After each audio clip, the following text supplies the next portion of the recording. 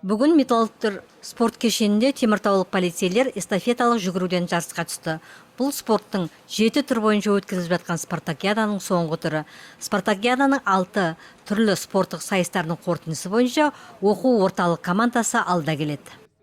Сегодня у нас уже заключительный день. Эстафета 4 по... Бүгін спартакиаданың соңғы күні.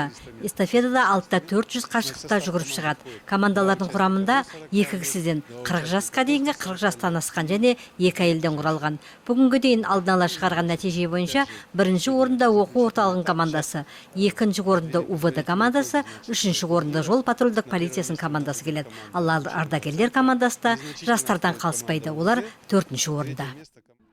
Эстафеталық жарысқа 6 команда қатысты. Әрқайсының құрамында 6 адамнан. Команданың мүшелері спорт кешенінде бір айналып шығулары тиіс. 55-16 әскери бөлімшесінің аға маманы Жұпар Журинтаева үшін мұндай қашықтықта жүгіру қиын соққан жоқ. Өйткені әскери бөлімшеде спорттық шынығуға ерекше көңіл бөлінеді. Осында жыл сайын жарыстарға қатысып тұрамыз. Бірақ бізде жыл бойы біздің начвиз дейді, начальник физической подготовки. Сол кісі бізді әрқашанда дайындап отырады осылайынан. В принципе, қиын емес дайындалсан.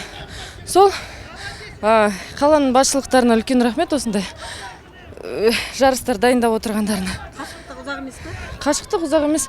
Бізді вообще 1 километр, 3 километрға дейін сондайға дейін дайындайды. Сондайға дейін жүгіреді еркектер, әйелдерде. Так что 400 метров это ерунда. Кеше спартакиадаға қатысушылар гір көтеру, арқан тарту, стол теннисі бойынша сайысқа түсті. Бұл сайыстың нәтижесі де жаман емес. Гір көтеруден ішкі істер министрі оқу орталығы 1-ші орынға, 2-ші орынға ескі қалалық полиция бөлімі, 3-ші орынға жол патрульдік полициясының командасы шықты. Мұнан әрі стол теннисінен 1-ші орында, 55-16 әскери бөлімшесінің 2-ші орында, оқу орталығының 3-ші орында УВД командаларының мүшелері иеленді. Ал арқан тартудан 1-ші орын 55-16 әскери бөлімшесіне, 2-ші, 3-ші орындар жол патрульдік полициясы мен оқу орталығына командалар бөлісті. Ал жеңімпаздар 23 маусым күні полиция қызметкерлерінің кәсіби мерекесі күні марапатталатын болды. Награждение будет в день принятия первого закона об органах внутренних дел. Марапаттаулар 23 маусымда өтеді. Бұл жұмыс күні қаланың ішкі істер басқармасында салтанатты жиын өтті. Оған спартакиадаға қатысушылар түгел шақырылды. Жеңімпаздарға кубоктер тапсырылады.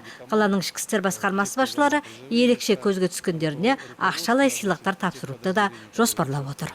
И будут, награждены команды за 1-е, 2-е, 3-е место кубками.